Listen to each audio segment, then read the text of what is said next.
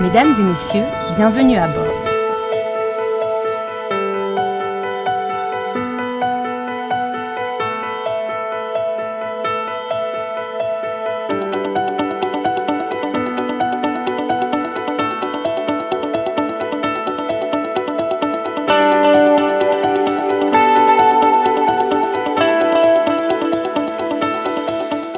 Bonne année 2026, mesdames et messieurs, bonsoir et bienvenue à ce numéro de Bienvenue à bord qui va être consacré à la rétrospective de l'année 2025. L'année 2025 a été une année de réalisation. Nous avons parcouru la République démocratique du Congo en matière des infrastructures de transport en commun et des transports qui transportent les passagers. Vous avez vu quand même les réalités dans les domaines aériens. Qu'est-ce qui n'a pas marché à l'année 2025? C'est dans cette émission que vous aurez les détails. C'est parti. Mesdames et messieurs, bienvenue à bord. Voilà, mesdames et messieurs, l'année a débuté avec les problématiques sur les infrastructures en République démocratique du Congo. Nous avons réussi avec notre premier numéro, David Moukeba, le conseiller principal du chef de l'État en charge des infrastructures. Il a échangé avec nous sur ce qui se passe dans les domaines des infrastructures. Nous suivons dans cet élément. Mesdames et messieurs, bienvenue à bord. Bon, lorsqu'on parle des infrastructures, il y a plusieurs dimensions. Elle est plus simplement possible pour être bien compris par nos téléspectateurs. Je dirais que les infrastructures sont un ensemble, n'est-ce pas, d'installations et des équipements nécessaires à une collectivité. C'est-à-dire tout ce qu'on peut retrouver, n'est-ce pas, qui rentre dans le cadre du développement ayant trait à la construction. En fait, tout est construction. Dans la vie ou dans l'évolution d'une cité, d'une ville, d'un pays, tout est construction et c'est là dans tous les secteurs possibles. Alors, tous ces équipements, tous ces ouvrages-là que l'homme entend développer pour le bien, n'est-ce pas, de son existence, c'est ce qu'on appelle infrastructure. Alors, comment jugez-vous ce secteur aujourd'hui? C'est le chaos ou bien c'est en voie de développement? Non, on ne peut pas parler du chaos. D'ailleurs, même les pays en développement, vous trouverez qu'ils sont toujours en train de parfaire les installations, les infrastructures qu'ils ont. C'est-à-dire que la nature humaine étant perfectible, alors il faut s'attendre à ce qu'il y ait des améliorations tous les jours. Nous venons de quelque part, quant à ce qui concerne les infrastructures dans notre pays. Alors, nous avons trouvé le pays aussi à un endroit et sous la vision de son Excellence, Monsieur le Président public, Félix Antoine Tshisekedi Tshilombo, nous voulons ramener aussi la RDC vers un point X. C'est pour dire qu'au jour le jour, nous sommes en train de concevoir, nous sommes en train de nous imaginer quels sont les types d'infrastructures qu'il faut mettre à la disposition de notre peuple, de nos populations, pour que celle-ci, n'est-ce pas, puisse, cette population, je suis en train de dire, puisse vaquer aisément à ses occupations et faciliter l'interconnectivité, faciliter les mouvements de biens et services. Et c'est à ce titre-là que nous appelons. Et voilà pourquoi j'ai dit que nous venons de quelque part, nous sommes à un point X et nous voulons aller vers un point Y. État délai des routes construites aujourd'hui, que pensez-vous? Bon, d'abord, il faut noter que nous héritons, n'est-ce pas, ce pays, la RDC, nous l'avons hérité du colon belge. Parce que avant que le Belge n'arrive, le territoire existait. Les territoires existaient avec des infrastructures liées à la civilisation de cette époque, où on ne parlait pas des routes, on parlait des sentiers, où on ne parlait pas de maisons, on parlait des huttes, n'est-ce pas, où on ne parlait pas de distribution, par exemple, ou de desserte en eau potable, mais plutôt on parlait des rivières où l'homme allait s'approvisionner pour pouvoir avoir de l'eau. Donc voilà, nous venons de là.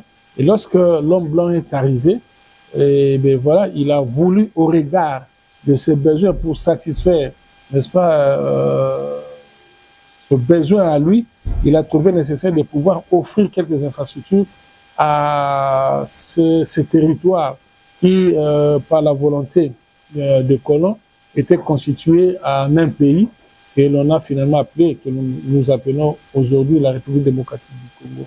Donc, ces Mindélé-là, disais-je, ont taillé les infrastructures de l'époque, n'est-ce pas, sur mesure de leurs besoins.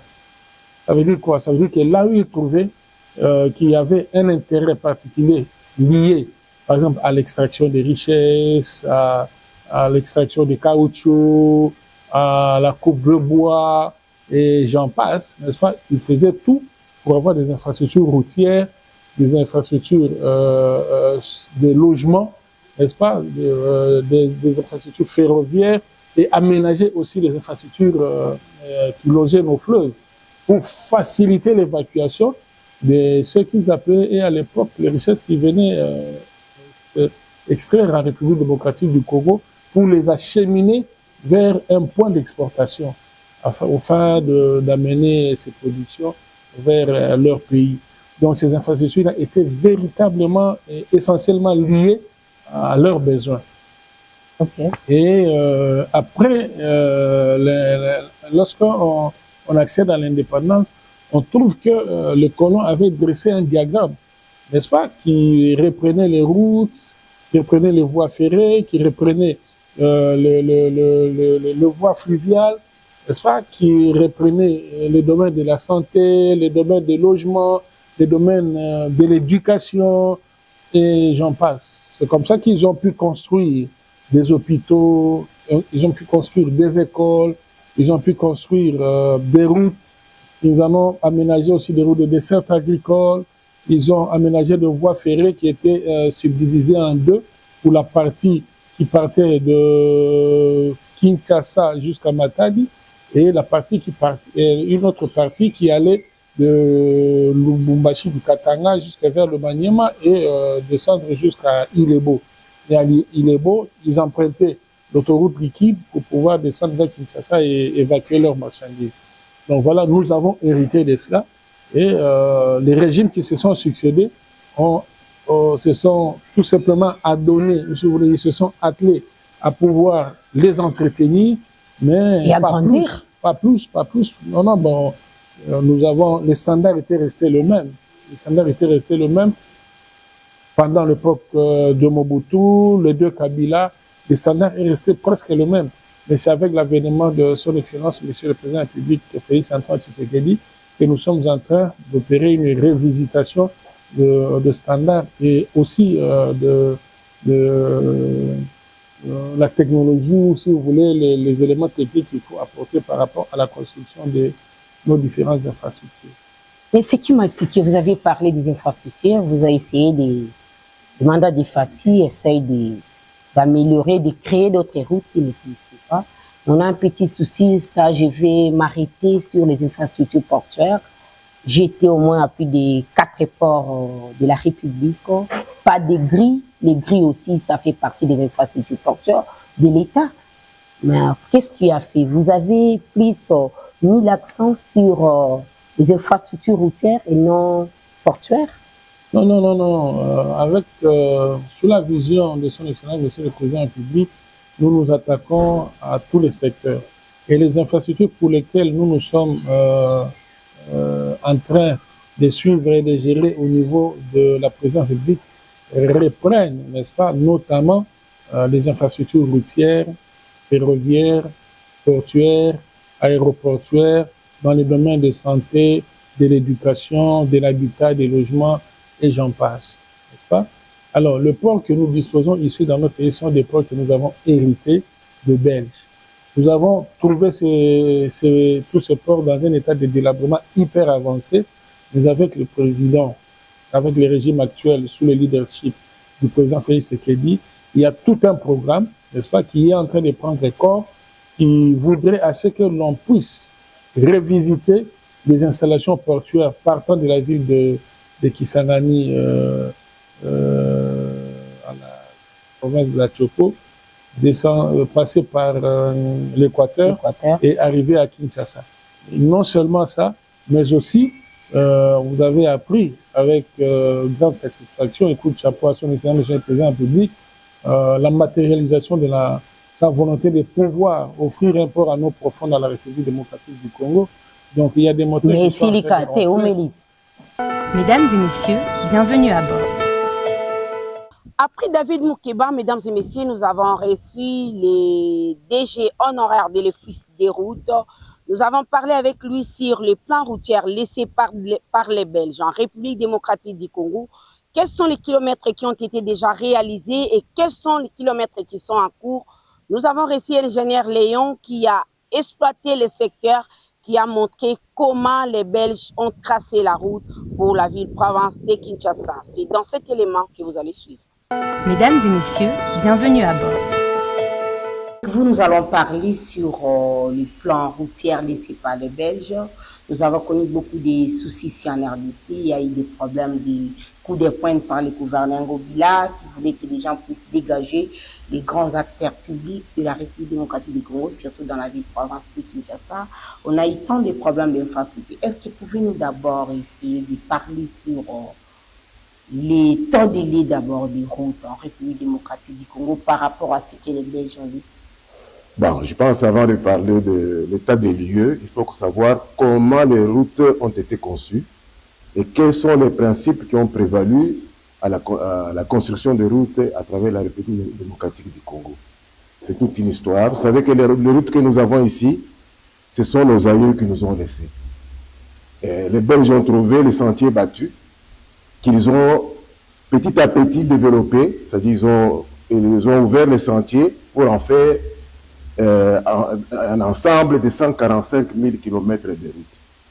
Et au fur et à mesure, dans les années 49, ils ont établi un plan décennal pour arriver normalement à répondre aux exigences de cette époque-là sur le trafic, tout en préservant les principes fondamentaux.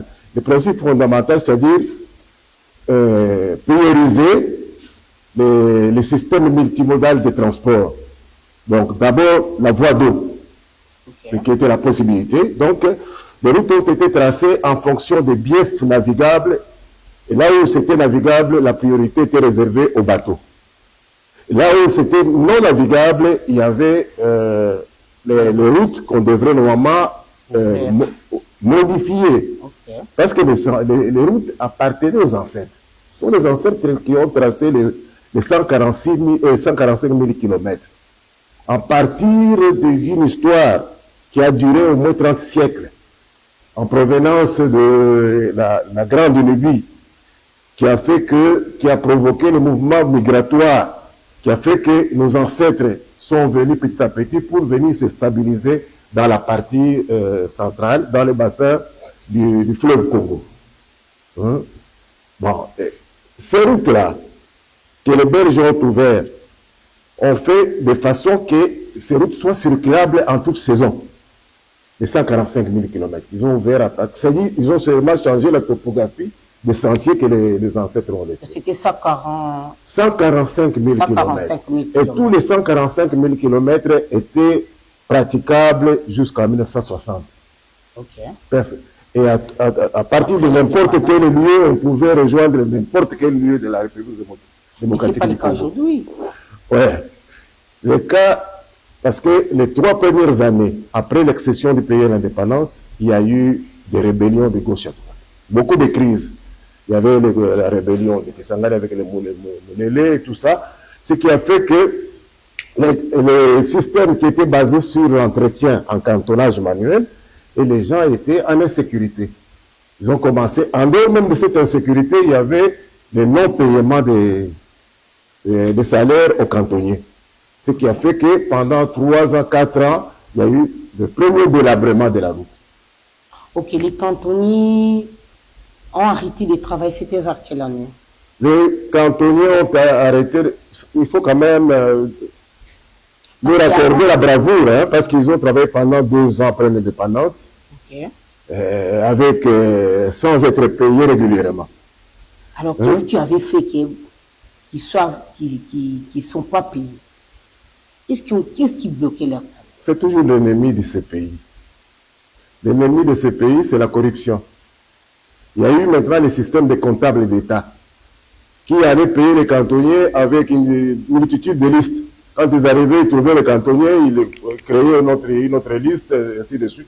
Et fin de fin, ils se sont appropriés l'argent des cantonniers qui ont constaté que c'était mieux peut-être de faire le commerce de manioc que de faire le cantonnage manuel. Voilà. Est-ce qu'on peut caractériser les routes? Il y a combien de sortes de routes? Bon, les routes, normalement, du temps belge, il y avait 4 catégories. Il y avait les routes d'intérêt général, il y avait les routes d'intérêt provincial, et les routes secondaires, il y avait aussi les routes d'intérêt local. Intérêt général. Intérêt local, auquel on devait ajouter aussi les chemins privés. Il y avait des individus, les colons à l'époque, qui avaient leur propre route. Ouais. Aujourd'hui. Ouais.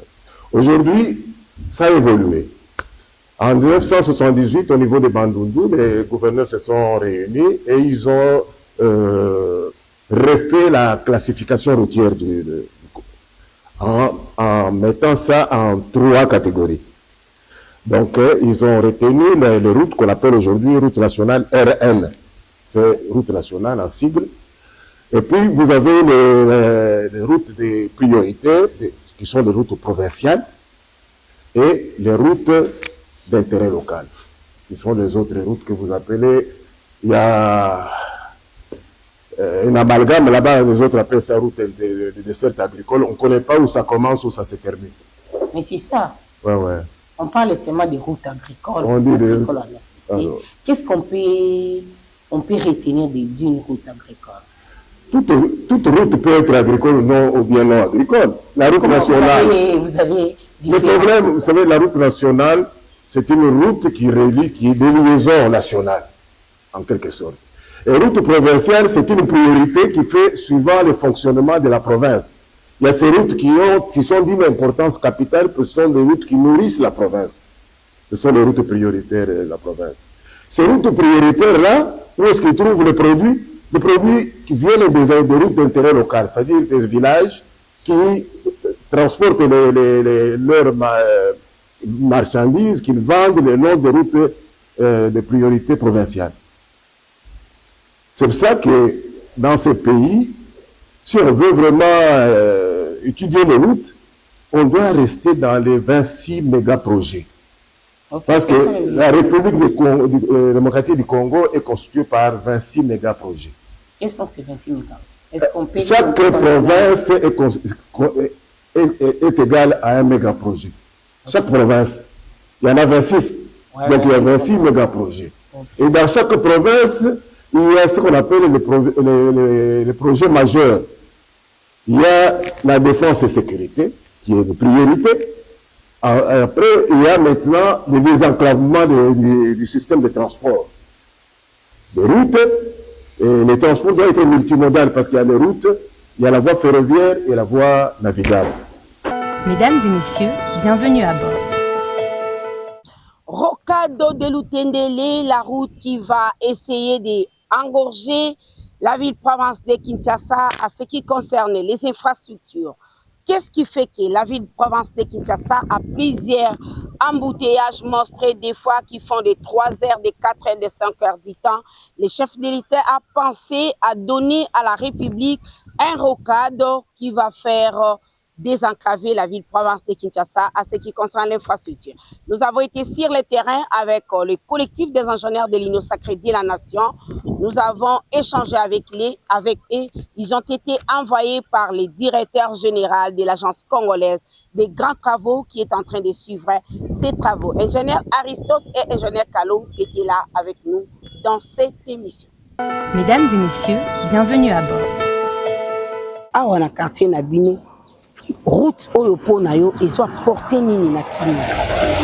Route oyo ils ont porté biso vraiment un plus parmi ba route nous so bazo sala na sens nini o uta matadi kibala za ko sa obima okende quartier ils ont route secondaire na ba sens ke ba sala ngo 4 bandes souvent ils ont mingi pona ba remorque oyo sala ba embouteillage na ba mitendi et o kesu nzela Et au Kenya sous nzela ya rond-point ngabate et que ne kosala bambouteillage mais côté partie ya route qui mwenza et bimi nji brasserie et que ti côté nous sur Kenya sur aéroport ne ko bimela boy ti aéroport nzela bazo sala déjà presque nous ça malam pona biso ba mutiki to sepeli po tout cela qui toujours menacé awa na banzela nzela zaki tellement fermé et puis zela qui na ba mulili quoi mais tellement ba fongoli nzela mulili na nzela sous souté tango tambala na butu pour sentir vous bien zelo zela qui na nzela makasi ndenge ba bongisi ba tie mabanga to c'est encore le gouvernement de basilisa yango sur na nzela te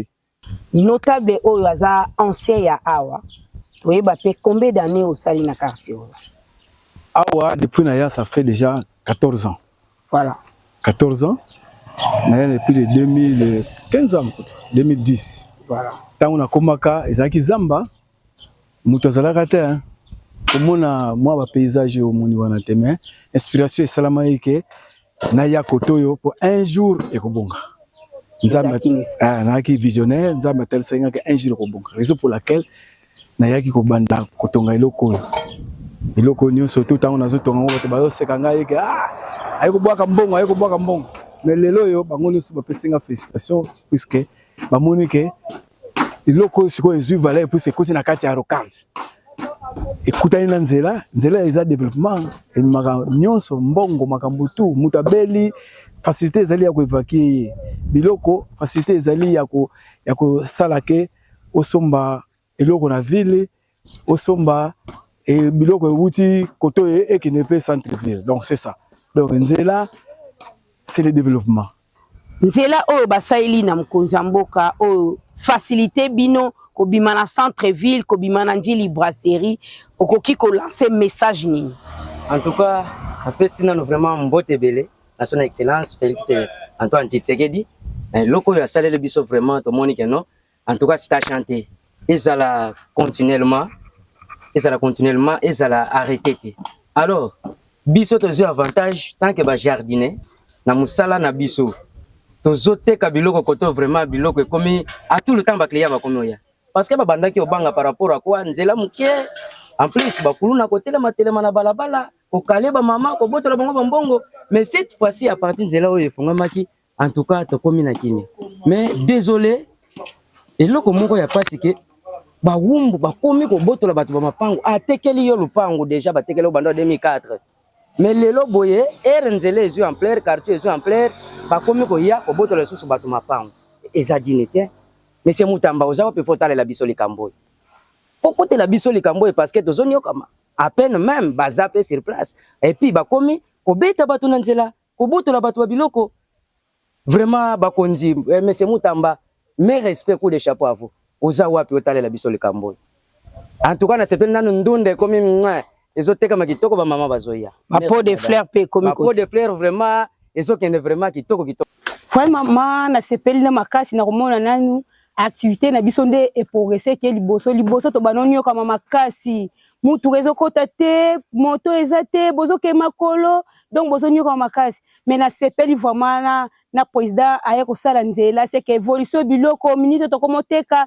c'est que ne loko masanga to banoteka te ministre na komoteka masanga na komosi mambo mwa 1 million maboko vraiment na sepeli makasi na félicité pe mokonzi mbongo na makamunyo sali kalo banda oteka bula fufu combien kala vraiment na onoteka mwa bula fufu 200 francs 300 mais okoteka olami mwa cantine moko efandi tibutu bazo somate mais à ce moment minute okola mano 4 njungu biloko belé c'est que nazo sepela makasi vraiment voilà message à suka nous lancer na mkonzi mboka est-ce que bipe ke bino ba mama lewa bobebi ça rappelle principe boboka ba salité toyebi vraiment disposition ni nozozwa na ndenge obanda olamba biloko awa posoko zobwaka awa ba ingénieur opesa ba musala 3 mois ebele ba ingénieur ba ozonga sous na terrain po babongisa kokoma o papa Daniel Bumba biso awa mai ezate salité pe ezate disposition nini ozozwa lelo bino ba mama malewa message nini ko lancer na banzela o asika ba osala po ebeba te oui na la kisana ba collègue na nga nyonso o baza ba mama malewa bazolamba c'est que eloko liboso eza biso na nzela faut kozala na propriété na kati ya nzela kobwaka salité te kobebisa nzela te poso obwaki mai ya salité na nzela obebisi nzela so ye kozwa soin place te azoteka eza mabe ngo na yebisi na bacollègue na nga nyonso tozala propre place tolamba nzela terrasse kobebisa terrasse te lelo bokomi kosala awa difficulté ni bokutanaki nango na kosala bakaniveau na place oyo nzela exista nano te. En tout cas maman merci difficulté tozala nango ya kosala nzela eza difficulté ba chinois bato kobongisa makambo bien te babongisa biso makambo kolia babongisa biso makambo transport eza te tozokuta musika kingasani delivo tozoya kosala musala awa kolia eza te transport eza te makambo ya coffrage problème eza te wana musala ezoleka nango très bien tosape musala eleka nango kitoko bata contrôle bazali bazoleka bazota pe nzela nyonso toyeleka nango bien en tout cas kuna tikali difficulté moko eza te problème tolela makambo mokonzi eza problème ya salaire eza moke la ndenge mokonzi mboka sali mpona bagénération ezolanda na nsima vraiment eza malamu makasi te matondi ezala kati na ye nzambe abato ya tout le temps abakisa ye mayele poke tota ndenge tokoevolue liboso sepele mpena nde makasi po place ebongaka soki bato nzela ezali mouvement presque population ekoma okota nde yango nde mboka yango nde babengi mboka mais place population eza te wana eza zamba travailler totravaille na nzela oyo mais basoki mpe na biso bie te nde ya butu osala mosamo ya nzala apesa biso ratio te tose débrouiller na ndenge na biso balare esengi fo bafuta biso yango te bafuta biso so tali kote bauti na ngola kuna batravailleur bandozwa mbongo ya bien. Mesdames et messieurs, bienvenue à bord. Transport en commun en République démocratique du Congo, dans la ville province de Kinshasa, précisément là où le gouverneur Daniel Bumba est là, un problème majeur sur les tarifs de transport. Pourquoi les chauffeurs ne respectent pas? Nous avons eu l'avis de la population, des présidents des mutuelles des chauffeurs en République démocratique du Congo, précisément dans la ville province de Kinshasa, Chardengoï. Il a échangé avec nous sur les problèmes majeurs de ces secteurs. Il était dans notre micro. Mesdames et messieurs, bienvenue à bord. Ce qui n'a pas sanité na grille tarifaire, il faut à la 2000 ou 2500. 2500. Taxi. Linga yo mondo confirmé 2500. Mais à ta taxi mon côté na 16h30 na boulevard du 30 juin devant supermarché wana okoki komata lemba na 2500. Lemba 5000, je vous informe. 5000 francs. Alors, ce qui ont lobby qui écrit tarifaire est respecté pour la matérialité.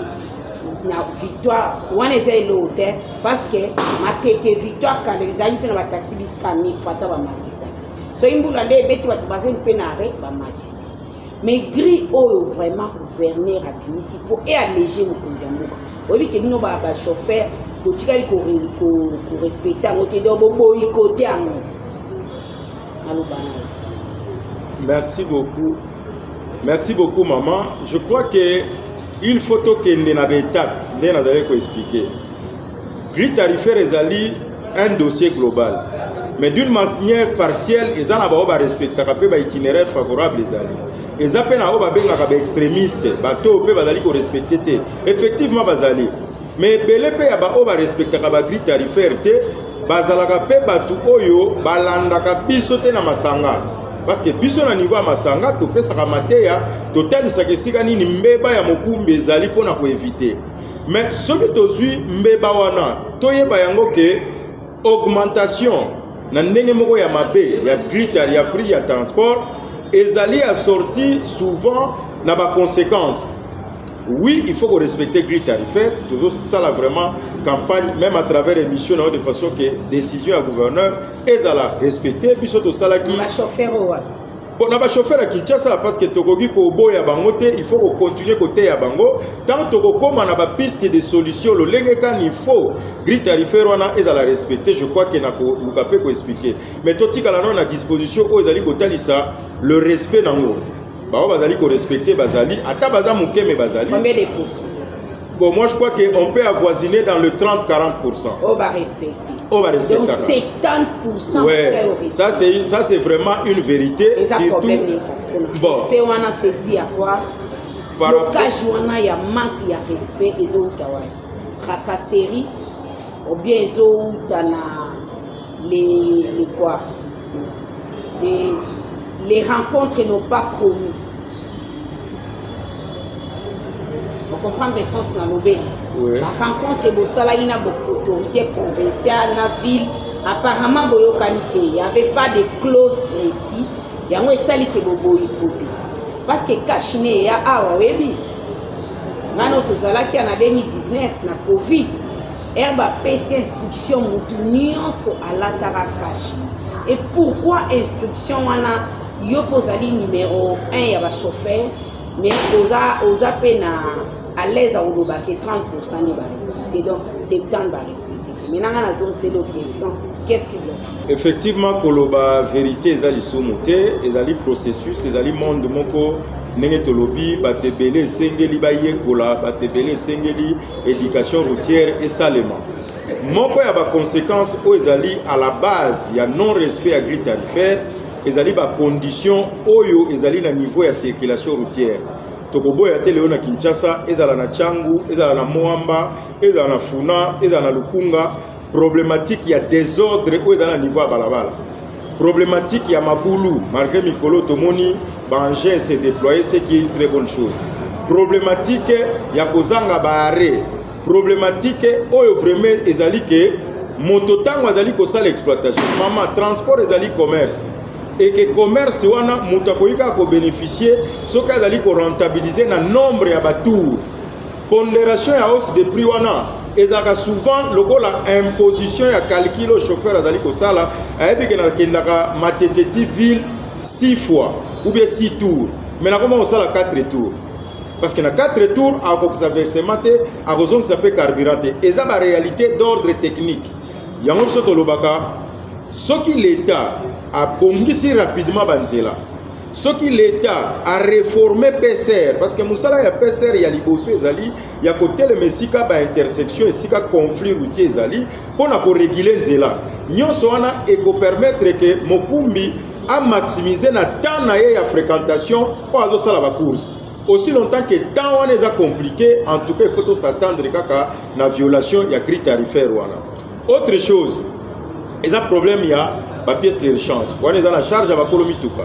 Autre chose, il y a des problèmes, il y a versement. Belika Mususu ya Kobak Ezali, na mituka nebo mona kawana, net na ba sprinter na ba 207, okomona na mutuka moko 2-3 chauffeurs. C'est-à-dire batunyo soit faut pas se retrouver quand na mutuka wana. O azaka nango ba ebali na kolo mutuka bimi na tongo 12h à CDP muninga, pour muninga passer la 2-3 tout ce qui fait que ça la désordre.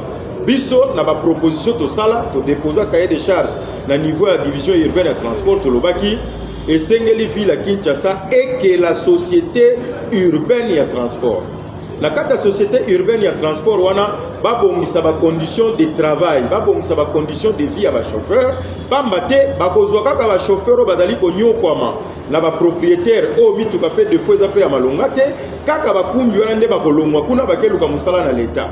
Mais tant que vous n'avez pas l'État mikano, et azali na salaire na ye, azali na avantages sociaux na ye, et qu'on permettre que Batouba respecte quand même les sources ya ndenge sengeli kotambusa.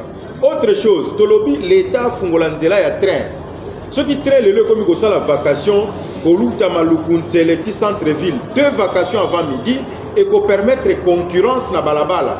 Et que concurrence soit que ça la que mitu que kokoma ebele ya kitoko na ya mabe ko kima ya kitoko ko tikala mais entre temps batu ba kokoma muke na nzela hausse des prix ezali principe économique maman mitu que ezali muke ba chauffeur et disons mitu que ezali muke population azebele hausse des prix mususu uta kaka na bango moko population en complicité de fois na bato bazaka na ba chargeur topé tout ça télé tout le secteur à transport gris et à respecter. Atoye pour nous critiquer beaucoup. Aseko à chaque Yozali président, il y a pas mutuel, il y a pas chauffeur. Ba chauffeur ba so charger bango na ba Aseko ou bien Aseko. Ashako na Aseko. au moins que na mutuelle na bino des départements wana ya ba structure wana pe bazala moi des ordres de bâtir na terre. Moi j'ai vu combien de fois oyo bana wana mutu bazo matisa prix yaka boy 300 c'est-à-dire 3000 500 c'est-à-dire 5000 bangonde azoya azana gilet ya achat azana gilet ya assise la swana yo. Effectivement, ezali likambo to déploraka ngo ezala en privé tant to sololaka na bandeko ya seko ezala pe à l'officiel tant to sololaka na bakonzi dysfonctionnement ezali par rapport à présence ya bandeko ya seko na bandeko ya chako dysfonctionnement na po esila esengeli mangomba na mibale o ba se retrouver na balabala biso tozaka na bakumbi na balabala to organisaka makambo na biso en privé. Soit solution ezali l'État récupérer totalement ba arena ba parking biso nyonso ba association to kende ko s'organiser na ba siège na biso soit bandeko wana ya baku ya bangomba mibale na ba proposition to sala ka bango baluka moyen ya ko encadrer pe ko éduquer. Imaginez-vous chargeur ou contrôleur ya seko azali ko manquer chauffeur azali ko pesa embo tout le belaka likamuka ya komatsaprité. Souvent ce sont des insolents, souvent les abatos bazo ramasser à gauche et à droite sans que va dans l'éduquer, sans que va dans la vraiment bien formé, ce qui crée des problèmes. Mais ce qui na zongi sou muke na kosini sa étape ya ba piste de solution tolobaki misoloponi bakoyi kocha pour que très banda, pour que société quota, pour que banzela et salema, vous verrez qu'il faut même gouvernement central, tant à la réunion spéciale pour l'amélioration, il y a secteur à transport, tout le gouvernement provincial, il faut battre date, il y a janvier to bandi, 3 mois maximum pour qu'on ait sa solution et zouami. Mais puis ça va kumbi, to sengagi na l'état formation. Na makambo etali permis de conduire. Mais makambo etali à seko na chako, nous sommes déjà en pourparler. Je crois que na sololaka mingi na président provincial ya seko na cadre ya kopesa la mate ya pona kotala ete babongisa. Tokoyi koloba te ke bandeko wana lokola bazwa ko ya koluka vi na balabala balongola bango parce que za déjà mon mesano ebele bazwa kango déjà mosala. Mais sengeli mena na bango baye bape ko faire respecter grille tarifaire parce que bango ne baza la source, baza na arrêt. Même bagé à division urbaine à transport, baza aussi obligé à cause na barré pour ba contrôler na départ. Est-ce que mokumbi oyo na arrêt à l'état azali comme mabatu na ndenge sengeli. Mais bon bazela kaka quelque part basala embuscade pour ba kanga mokumbi et puis ba taxer ba mandango to éviter ce qui est ça la rapeni. Alors bandeko ya seko, bandeko ya chako tout ça la toujours recommandation biso en tant que mutuelle pour la société des chauffeurs au Congo. Même la plateforme tout ça na masanga et belé to se regroupe tout ça la toujours ba proposition ko loba été ba bongisa bate ya ba jeune wana pour ba on va avoir raison que bazali ko encadrer ba jeune mais bate ya bango de façon que base à la batu ya malamu prix wana ba matsaka pour nini prix wana ba matsaka parce que ce qui a sengi 200 cela veut dire chauffeur il faut qu'il ait 200 de les assuranchères par rapport à pourcentage. Voilà, ce qui a sengi 300 chauffeur pas qu'il ait 300. Mais là aussi biso to démontrer qui na ba etendo msu esika to kendaki na ba réunion msu esika to kendaki que biso nyonso ba etozali na masanga esengeli to contribuer pour na ko mobiliser ba recette ya l'état na likambo ba bengi taxe à stationnement. Ce qui lelo ba kumbi nyonso ba komi ko futa taxe à stationnement avec volonté politique. Il y a actuel gouverneur ndenge bazoko msadia banzela, il a opté pour na ko bétonner banzela na sala rapé ba ronde lobi nazaki na nyangwe nazomona dia misala ndenge bandi ba ko élargir nyangwe okoma 2x2. Ce qui est quand même quelque chose de bien, mais ceux qui te komi ko futa taxe de stationnement régulièrement biso ba etozali na monde secteur à transport rémunéré des biens des personnes, mais mituka ya ba privé ça va aider. Au moment qu'il y a un problème, nous sommes wana biso te proposa boye maman. Pona kolongola makambo nyonso ezali ya kokoso ya ba chargeur na banani l'état atonga ba arrêt moderne, ba parking moderne. Oyo ekoki ko fonctionner lokola ba entonnoir. Imaginez, ceux qui tozu par exemple na commune à Kasavubu.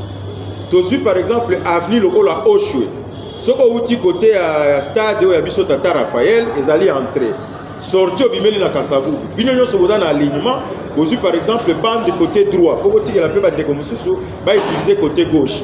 Tant vous allez ko la fréquentation na yo, ba tie panneau na sortie wana itinéraire o ezali kolongwa Kasavubu par exemple ti centre ville. Ba komi itinéraire ba komi na prix nango. Mais à la soutien il faut ça ba chauffeur. Non, wana ezali affichage na mituka. mais la solution comme ça to pesa pona est la solution globale. So il t'a terminé atali déjà pris. Ouais, et puis que wande na kozwa mutuka ya Victoire Gare Centrale. Prix nango ba komi autant. Agent de transport zawana, même bande kongo ya aseko na chako bazawana, chauffeur akotosa parce que soka ko bomber na balabala wana ta ba kangie to koloba ngotra kaserité. C'est-à-dire il y a beaucoup de choses il faut to bombisa na kata secteur pour banda ko kitisa teneur wana ya violation ya grille tarifaire. Quoi les on a vu occasion à Lukakayo mais quand même l'opportunité est là. Pourquoi ba chauffeur liboso na bango balongo la ba papier wana ba bandai ko? Est-ce que vous pouvez soutenir 20%? Bah, papier wane zaka souté parce que les principe d'abord. Tout le bas que na taxi, bah oui quoi afficher té. Bah oui quoi afficher kaka na oh nous c'est le processus. Il y a minibus, bus et puis tout ça. Alors epelé oh bah changer kaba itinéraire. Bango mingi nde bamonaka ke soki na cheboy et que na keko se retrouver na itinéraire mususu et ko malokola na sali violation ya principe parce que soki o par exemple Zando Kingasani il faut afficher itinéraire na prix la carte ba réglementation ba ordre de mission ya division soit ya ministère provincial et kota kalokola contravention soko talo ba benga ka baisse ba recommandaka ke ba agent ba contrôler wape pa itoza koloba ke biso tozali ba association tote ya kabandeko pour que ba respecter mobeko biso toza ba légaliste mais pas iwapi pe to senga kana ba agent à division urbaine à transport ba salaka d'abord o ezali sensibilisation au lieu bazela kaka conflit po ba kota na kobunda to pe ba kota na kokanga parce que soki mutu pa dali kozwa mate ya chaque jour suka akoyoka ça c'est de 1 de 2 ezali problème autolobi que compte tenu à ba conséquences surtout wana itinéraire par exemple le ko la bandeko ya biso esprit de vie babulaka matete Victoire c'est 1000 francs soko ke wana kokuta ke bango nyoso ba affichaka matete Victoire 1000 francs parce que ba considérer que prix au l'état tché yango wana itinéraire na bango bazo sala parce que ba bimaka vraiment na ba itinéraire te bon et quand on a mon poussé mais tant on va boucher quand on a éclairé toujours pas de problème donc tout ça qu'on se ngala bakambi ba menga ko élargir ba point d'intersection ba agent régulation bazala alors pour le problème il y a affichage wana ndenge tunazali koloba bande ko na biso esengeli ba tosa parce que ezali mokano ezana kati soko tena na grille tarifaire au mona ke ba tarif ezaka annexe ba itinéraire eza annexe mais arrêter yango moko et rappeler la mikano que l'État sengi mutuka ezalana document autorisation de transport l'État sengi mutuka ezalana mikanda songolo pakala l'État sengi même likambo ya ko afficher wana ezala kata mikano ya moto esengeli asala transport secteur à transport maman est-ce que ba vulgariser ka mikano wana na niveau ya l'État c'est tout un problème biso d'ailleurs to sala yango parce que tango oza ko tangisa ba chauffeur baye ba ko respecter association parce que billet biso na mutuelle pour la société des chauffeurs au Congo okoyi ko sala incitation contre mibeko ya mboka te okoyi ko stombokisa batute parce que mikanda ya mutu kezali problème ya propriétaire yo chauffeur okoyi ko yesa baninga te ke to sala boye po bata mikanda non yebsa nekolo mutuka achela yo mikanda la ngai ta na sala ki transport avant entrer à fidèle ezalaki ke okepo zwa mutuka va pesa au clé de contact ba ko pesa pochette esika mikanda nyonso ezali mais lelo ekomi mokumbi muso akoyebisa kolo mutuka esala ngo eloko te nga moko nazali mikanda or toza kote ya keloko wana mikanda te bakangi abengi colonel moko boye colonel wana décanté situation kana téléphone nani azawana David passé longwa wana likambo wana pourquoi bino bo dénoncer to dénoncer yango mama babenga yango na jargon ya transport babenga yango libéré sans condition. Secteur de transport, il faut pas 4 makamyo surtout neza ya pesanteur. Entre autres makambo moni surtout mingi na banzela ya bato bazali ko bula na ba sprinter na ba bus. Bazali bato oyo bazali na ba garance na bango. Même ningo mona ka bazali ko lia ba mboa o babenga ka kozwa 2e 3e bande, cela veut dire que bazana bato ata ba kangiye ningo lobi wana akobenga baye ko sala intervention. Or na principe ya mobilisation des recettes et kokota mbongo na kesa l'état te mutu azali ko sala mabe na balabala mais entre temps libérer sans condition ezali, c'est vraiment une anomalie to dénoncer yango surtout na ba makam na biso nyonso dernièrement. Mesdames et messieurs, bienvenue à bord. C'est par là que nous mettons terme. L'année a été très édifiante. Nous avons échangé. Vous avez vu quand même, il y a eu beaucoup de réalisations. Ne baissez pas la main. Vous avez été notre béquille pour la réussite de notre émission à l'année 2025, l'année 2026. Vous aurez plusieurs réalisations. Nous avons sillonné les 26 provinces. Nous sommes là. Nous sommes bornés sur le secteur des infrastructures, tourisme et transport. C'est là où nous travaillons. Avec cette émission de Bienvenue à bord, je remercie d'abord l'équipe technique qui a travaillé directement avec des voyages pour la réussite de cette émission à l'année 2025. 2026, j'espère bien avec mon équipe technique. Là, je vois Eva Yemoko Nanzela Machine, Patrick Mwamba, Amper Moulumba, Benjamin Louyene, Kyodo, qu'on appelle aujourd'hui Star. Soutien Kaka Ebele par rapport à cette émission qui est une émission qui donne aux téléspectateurs les informations fiables du secteur des transports, infrastructures et tourisme. L'année 2026, vous aurez beaucoup de surprises. Je remercie particulièrement David Moukeba, le conseiller principal du chef de l'État en charge des infrastructures, Jean-Claude Atoussa Messo, John Mandjekou et tout le monde qui ont contribué durement pour nous, pour la réussite de cette émission, pour la réussite des réalisations de nos voyages. Là, je vois les maires de la ville de Matadi, les maires de la ville de Kenge. D'ici là, portez-vous bien et bon suite des programmes sur la RTGA. J'ai dit bonne année à tous, bonne année 2026. Que Dieu réalise tous vos promesses, que Dieu réalise tous vos rêves que vous avez demandé à lui. Il est là pour vous. Bonne année à tous. Je vous retrouve prochainement. Au revoir.